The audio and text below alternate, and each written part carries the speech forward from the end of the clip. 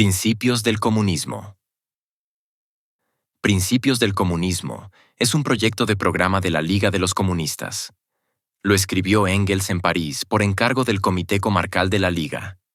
Sin embargo, luego de que como resultado de su segundo congreso, la Liga les encargara a Marx y Engels la redacción de un programa para la Liga. Los autores abandonaron la forma de catequismo que marcó la obra aquí reproducida y optaron por escribir el programa en forma de manifiesto. El resultado se conoce como el Manifiesto del Partido Comunista. Al escribirlo, los autores utilizaron las tesis expuestas por Engels en los principios del comunismo. Primero, ¿qué es el comunismo? El comunismo es la doctrina de las condiciones de la liberación del proletariado. 2. ¿Qué es el proletariado? El proletariado es la clase social que consigue sus medios de subsistencia exclusivamente de la venta de su trabajo, y no del rédito de algún capital. Es la clase cuyas dicha y pena, vida y muerte y toda la existencia dependen de la demanda de trabajo, es decir, de los periodos de crisis y de prosperidad de los negocios, de las fluctuaciones de una competencia desenfrenada. Dicho en pocas palabras, el proletariado, o la clase de los proletarios, es la clase trabajadora del siglo XIX. Tercero, ¿quiere decir que los proletarios no han existido siempre? No, las clases pobres y trabajadoras han existido siempre, siendo pobres en la mayoría de los casos. Ahora bien, los pobres, los obreros que viviesen en las condiciones que acabamos de señalar, o sea, los proletarios, no han existido siempre, del mismo modo que la competencia no ha sido siempre libre y desenfrenada. Cuarta, ¿cómo apareció el proletariado? El proletariado nació a raíz de la Revolución Industrial, que se produjo en Inglaterra en la segunda mitad del siglo pasado, y se repitió luego en todos los países civilizados del mundo. Dicha revolución se debió al invento de la máquina de vapor, de las diversas máquinas de hilar, del telar mecánico y de toda una serie de otros dispositivos mecánicos. Estas máquinas, que costaban muy caras y por eso solo estaban al alcance de los grandes capitalistas, transformaron completamente el antiguo modo de producción y desplazaron a los obreros anteriores, puesto que las máquinas producían mercancías más baratas y mejores que las que podían hacer estos con ayuda de sus ruecas y telares imperfectos. Las máquinas pusieron la industria enteramente en manos de los grandes capitalistas y redujeron a la nada el valor de la pequeña propiedad de los obreros, instrumentos, telares, etc., de modo que los capitalistas pronto se apoderaron de todo, y los obreros se quedaron con nada. Así se instauró en la producción de tejidos el sistema fabril. En cuanto se dio el primer impulso a la introducción de máquinas y al sistema fabril, este último se propagó rápidamente en las demás ramas de la industria, sobre todo en el estampado de tejidos, la impresión de libros, la alfarería y la metalurgia. El trabajo comenzó a dividirse más y más entre los obreros individuales de tal manera que el que antes efectuaba todo el trabajo pasó a realizar nada más que una parte del mismo. Esta división del trabajo permitió fabricar los productos más rápidamente y, por consecuencia, de modo más barato. Ello redujo la actividad de cada obrero a un procedimiento mecánico, muy sencillo, constantemente repetido, que la máquina podía realizar con el mismo éxito o incluso mucho mejor. Por tanto, todas estas ramas de la producción cayeron, una tras otra, bajo la dominación del vapor, de las máquinas y del sistema fabril, exactamente del mismo modo que la producción de hilados y de tejidos. En consecuencia, ellas se vieron enteramente en manos de los grandes capitalistas, y los obreros quedaron privados de los últimos restos de su independencia. Poco a poco, el sistema fabril extendió su dominación no ya solo a la manufactura, en el sentido estricto de la palabra, sino que comenzó a apoderarse más y más de las actividades artesanas, ya que también en esta esfera los grandes capitalistas desplazaban cada vez más a los pequeños maestros, montando grandes talleres, en los que era posible ahorrar muchos gastos e implantar una detallada división del trabajo. Así llegamos a que, en los países civilizados, casi en todas las ramas del trabajo se afianza la producción fabril, y casi en todas estas ramas, la gran industria desplaza a la artesanía y la manufactura. Como resultado de ello, se arruina más y más la antigua clase media, sobre todo los pequeños artesanos. Cambia completamente la anterior situación de los trabajadores y surgen dos clases nuevas, que absorben paulatinamente a todas las demás. La primera clase son los grandes capitalistas, que son ya en todos los países civilizados casi los únicos poseedores de todos los medios de existencia, como igualmente de las materias primas y de los instrumentos, máquinas, fábricas, etc., necesarios para la producción de los medios de existencia. Es la clase de los burgueses, o sea, burguesía. Segunda, la clase de los completamente desposeídos, de los que en virtud de ello se ven forzados a vender su trabajo a los burgueses, al fin de recibir en cambio los medios de subsistencia necesarios para vivir. Esta clase se denomina la clase de los proletarios, o sea, proletariado. 5. ¿En qué condiciones se realiza esta venta del trabajo de los proletarios a los burgueses?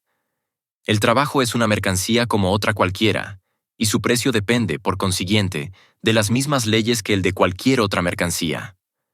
Pero, el precio de una mercancía, bajo el dominio de la gran industria o de la libre competencia, que es lo mismo, como lo veremos más adelante, es, por término medio, siempre igual a los gastos de producción de dicha mercancía. Por tanto, el precio del trabajo es también igual al costo de producción del trabajo. Ahora bien, el costo de producción del trabajo consta precisamente de la cantidad de medios de subsistencia indispensables para que el obrero esté en condiciones de mantener su capacidad de trabajo y para que la clase obrera no se extinga.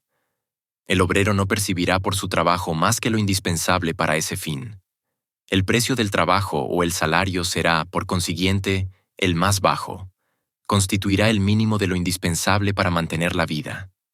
Pero, por cuanto en los negocios existen periodos mejores y peores, el obrero percibirá unas veces más, otras menos, exactamente de la misma manera que el fabricante cobra unas veces más, otras menos, por sus mercancías. Y, al igual que el fabricante, que por término medio, contando los tiempos buenos y los malos, no percibe por sus mercancías ni más ni menos que su costo de producción, el obrero percibirá, por término medio, ni más ni menos que ese mínimo.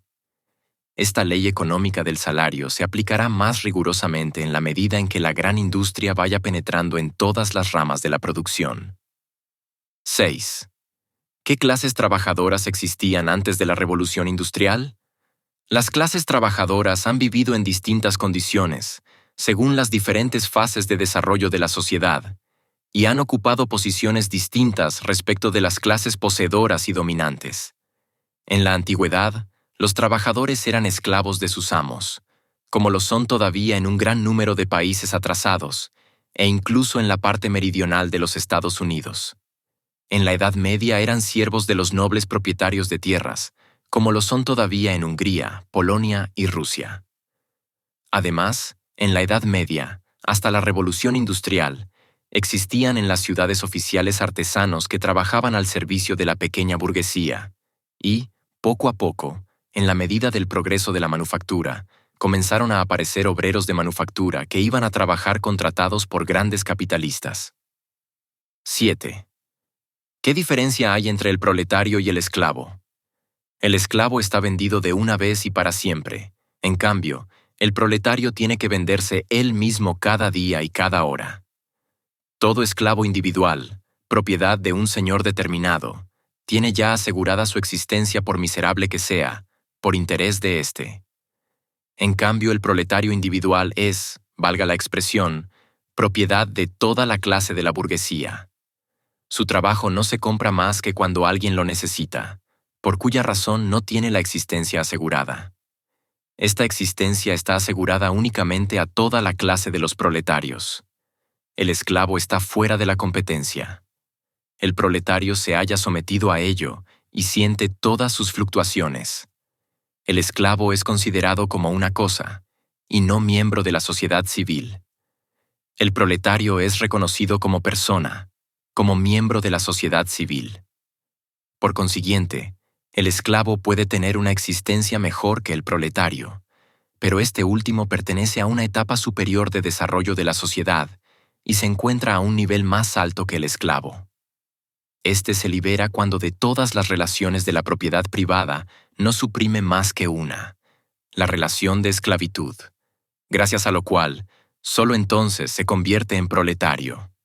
En cambio, el proletario solo puede liberarse suprimiendo toda la propiedad privada en general. 8. ¿Qué diferencia hay entre el proletario y el siervo? El siervo posee en propiedad y usufructo un instrumento de producción y una porción de tierra, a cambio de lo cual entrega una parte de su producto o cumple ciertos trabajos. El proletario trabaja con instrumentos de producción pertenecientes a otra persona, por cuenta de ésta, a cambio de una parte del producto. El siervo da, al proletario le dan. El siervo tiene la existencia asegurada, el proletario no. El siervo está fuera de la competencia, el proletario se halla sujeto a ella.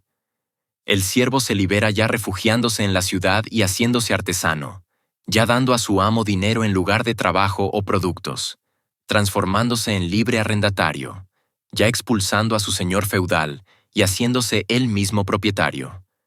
Dicho en breves palabras, se libera entrando de una manera u otra en la clase poseedora y en la esfera de la competencia. El proletario se libera suprimiendo la competencia, la propiedad privada y todas las diferencias de clase. 10. ¿Qué diferencia hay entre el proletario y el obrero de manufactura? El obrero de manufactura de los siglos XVI a XVIII poseía casi en todas partes instrumentos de producción, su telar, su rueca para la familia y un pequeño terreno que cultivaba en las horas libres. El proletario no tiene nada de eso. El obrero de manufactura vive casi siempre en el campo y se halla en relaciones más o menos patriarcales con su señor o su patrono. El proletario suele vivir en grandes ciudades y no lo unen a su patrono más que relaciones de dinero. La gran industria arranca al obrero de manufactura de sus condiciones patriarcales. Este pierde la propiedad que todavía poseía y solo entonces se convierte en proletario.